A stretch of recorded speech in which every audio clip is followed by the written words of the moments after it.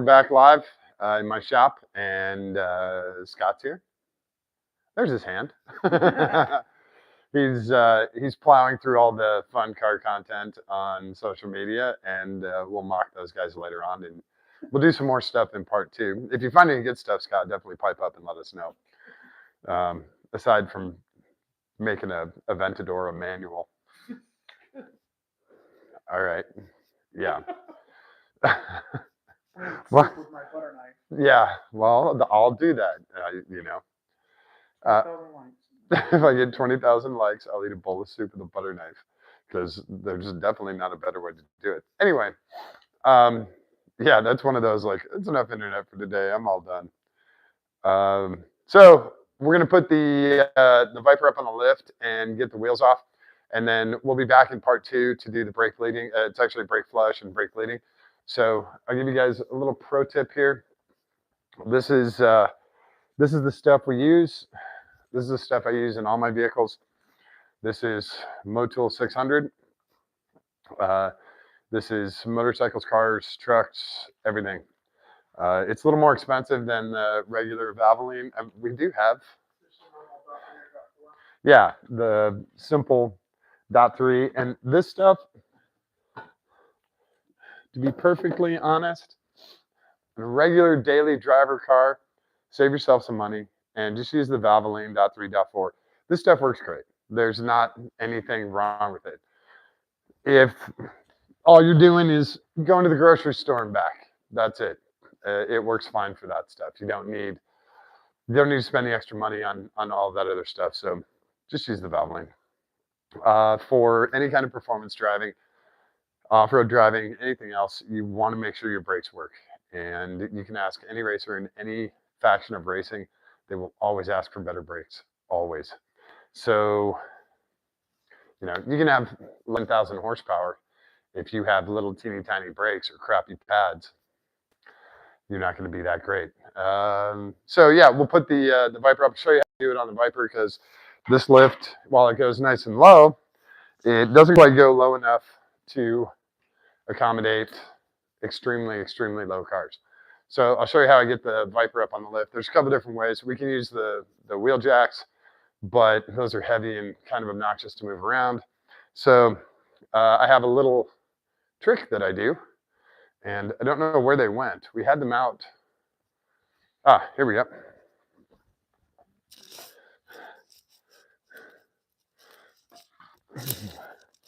I'll do the ones on this side first, and then show you guys. So these are 2x6s, and they've been beveled at each edge. And I used to have painted tape marks on the floor, but I just put the red tape down there. So I know where these guys go.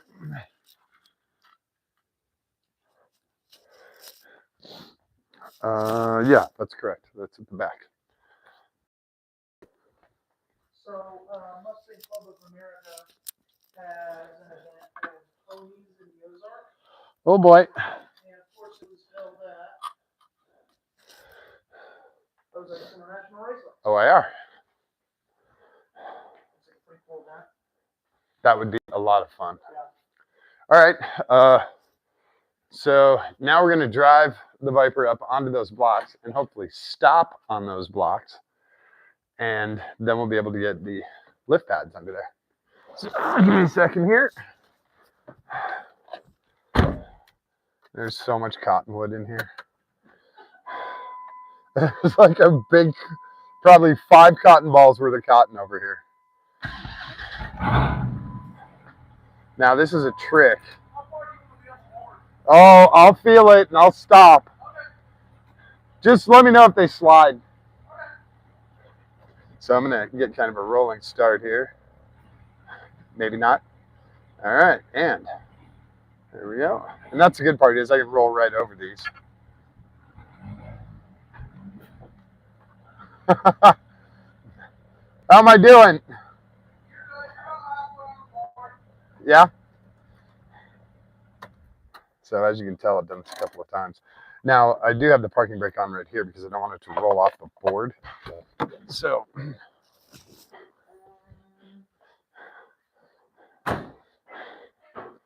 yeah.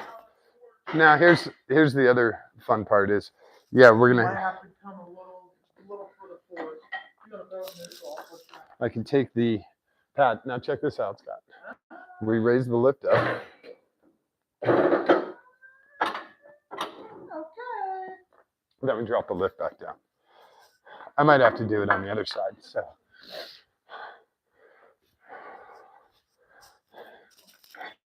yeah, he's got to go. No, he's actually okay here, but he is going to have to roll forward. But I'll get these in here and get these pads on. Maybe. So on the Viper, you have these little V's. Sorry, it's not showing a whole bunch here. The Viper has these little V notches underneath the car that those pads sit on. And so I'll probably have to roll it forward just a teensy bit to get it on those.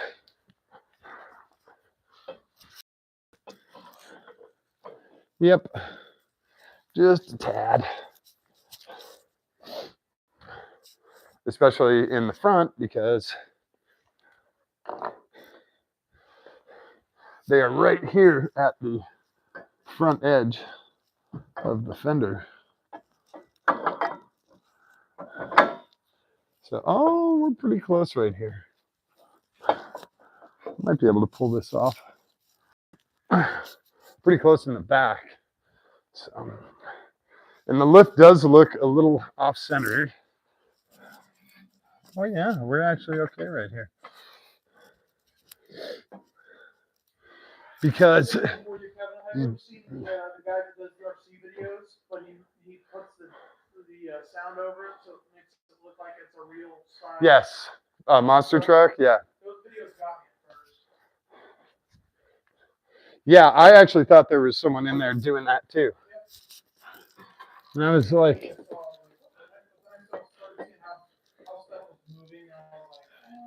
yeah, you see the background stuff that's not full size. And you're like, oh, it's an RC truck. Also, there's a couple of those where a human body would not have survived. I don't care what kind of Evel Knievel skill set you've got. So, the lift arms look a little off center, like it's a little far forward. But in reality, like it looks like it's really far forward. Yeah. But the car is also very heavily forward weighted. So,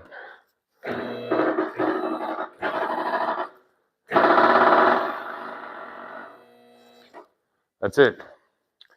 And make sure you get these out of here. Otherwise, you're going to kick them around the shop floor. Ask me how I know. So we'll get these out of here. And the rear, whoops, he's still on there. There we go. The rear is a big piece of meat.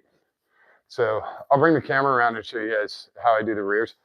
Most of the time, I'm going to let the tire almost sit on the ground and just barely pull it off, just because these are really big mamma jammas. We have 275s up front, which should be 285s actually. These are a little stretched. So what are they, 9.5 wide? Yes, the rears are 13 wide. Yeah, 19 by 13. Or 19 by 12 or 19 by 13. So we'll do this. Get these guys out of here. Just put these to the side for now. And we'll drop this down to where the wheel is barely touching.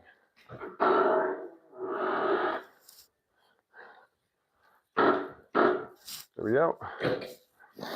And a little bit more up. Perfect. Still spins free. I'm going to use big boy gun on this. And I will take the mic off so I don't blast you guys out. A little different thing on the Vipers is they are 6 lug. So front and rear. A little harder to find wheels. So I'm going to take the mic off so they don't blast you guys out when I do the air hose here. Nobody likes that, right?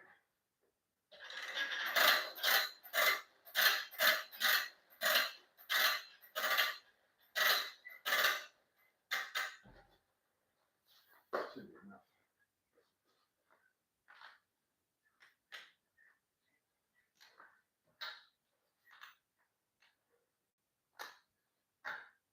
Make sure we're on reverse.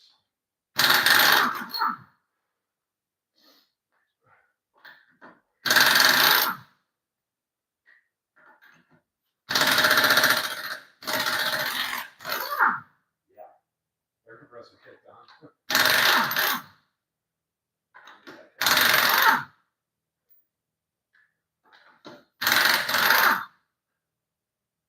Okay. You know, I just realized the air compressor's outside. Okay. I moved it outside years ago. Just because it used to kick on in here, you were talking mid-sentence to someone, and so I was thinking about. Yeah. Now the reason I have it lowered and where it's barely off the ground is because these are really big, and I don't want them carving up the powder coat or anything on the wheels. So I'm just going to barely lift from the bottom, barely lift from the top, and pull it mainly straight out. That's how you do this. Like a glove. Yeah, they're very heavy. They're lightweight wheels, and these guys are actually pretty damn clean right now. For 19s or 20s? Yeah, Or these 20s? are 18s. Really? Where's the size on here? 275, 30 ZR, 18. Okay, damn. 18's up front, 19's in the back. Nice. So fronts are off. Well, front is off. We'll just do this, and then I'll take you guys around back so I can show you how we do the rears. Give me a second here. A lot of stuff in the way. So.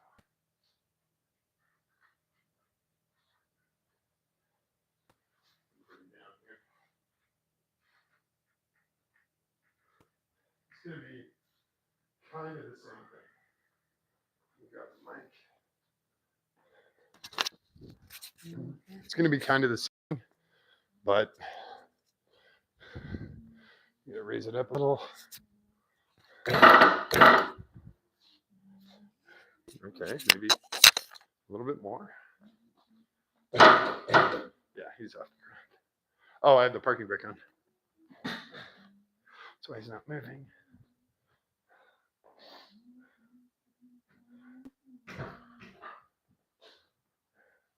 A little too much. Where's my bump up? There we go. Nope. A little more. Okay, now I can move freely. So come down here, and again, I'll move the mic so that you guys aren't blasted out.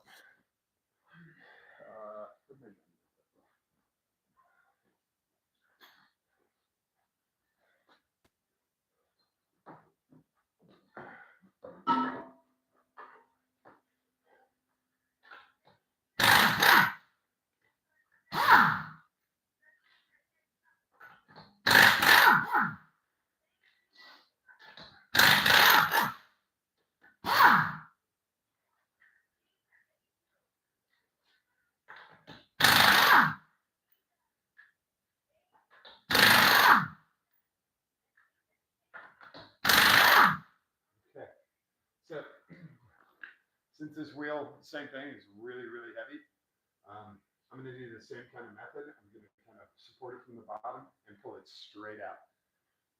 There's a long way to go. So, supporting it from the bottom, give myself enough room. Once it clears, I'm kind of sliding it along the ground. That's a big chunk of meat. That's a 345.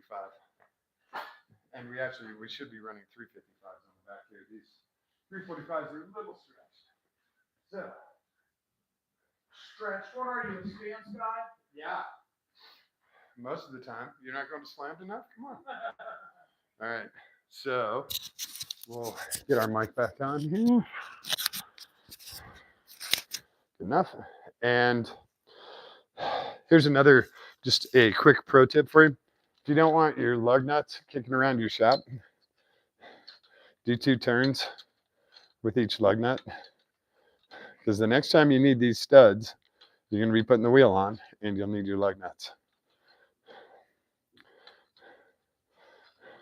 So let's go back to the front of the car, and I'll show you the brake system. And then when we come back for part 2, we'll do all the bleeding and stuff.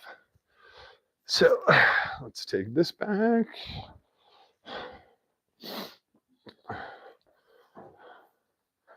And since we need it on this side, we'll just save them over here.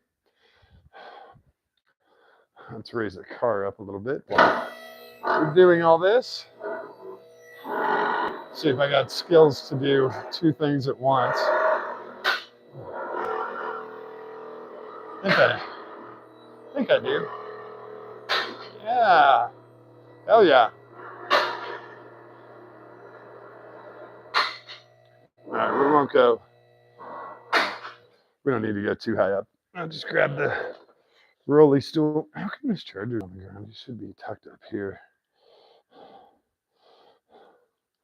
And there we go. God, I almost forgot one of the most important parts of working in the shop. The Rockstar, right?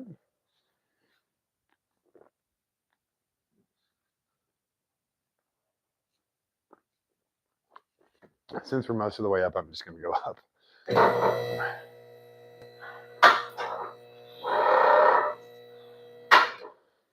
All right.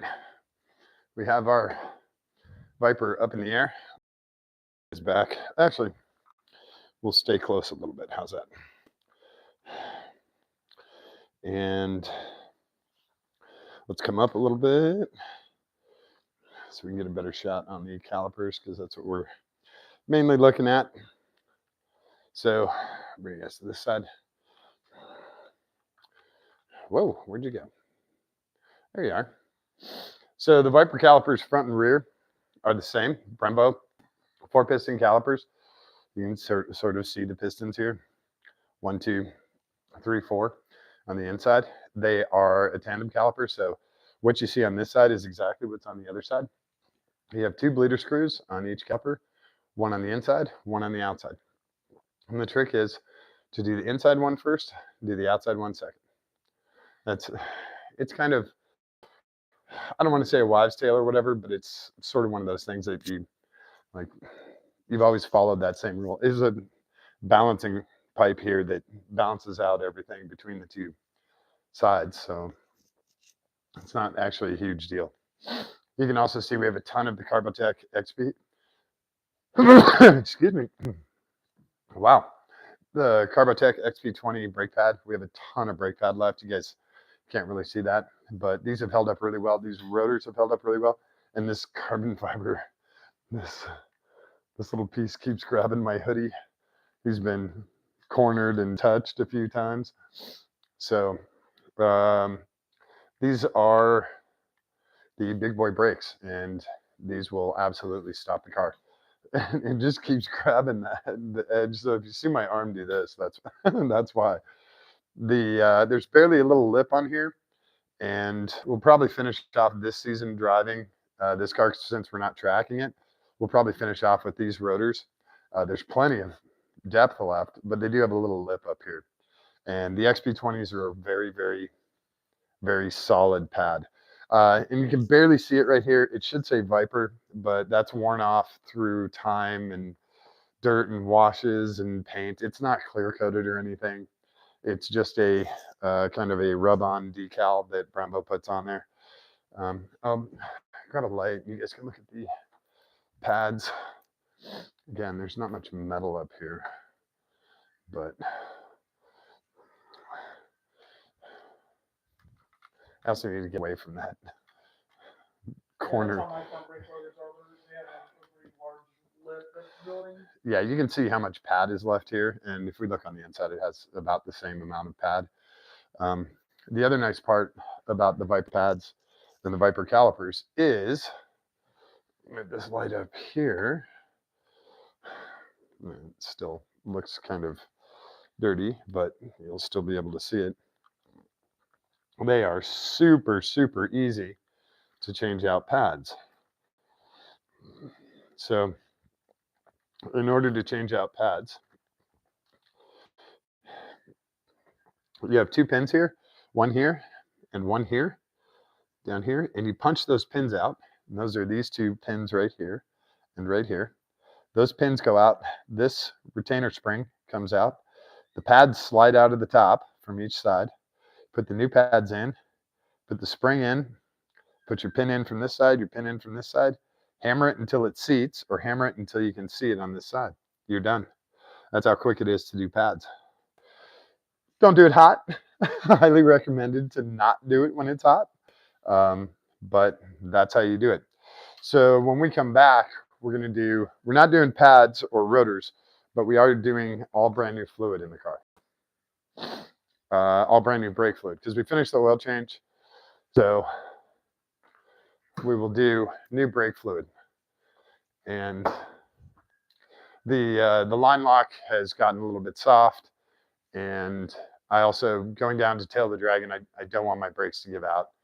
It's been probably a year and a half, maybe 2 years since I've done the brake fluid, just because I've had other projects and other things I've been working on, so I haven't done the brake fluid in this car. It's definitely time. Definitely time. And so that's the project for later on tonight. We're going to do a part 2 that actually has all the brake bleeding and all the tools you need and everything else. But I wanted to get you guys in on how to get big ass Viper wheels off and how the brake system basically works. You guys saw in the last one where the rear brake has a separate parking brake caliper with a little cute little tiny pads in it. They're like size of a box of matches. But they're like $250 for a set of pads. They're so expensive.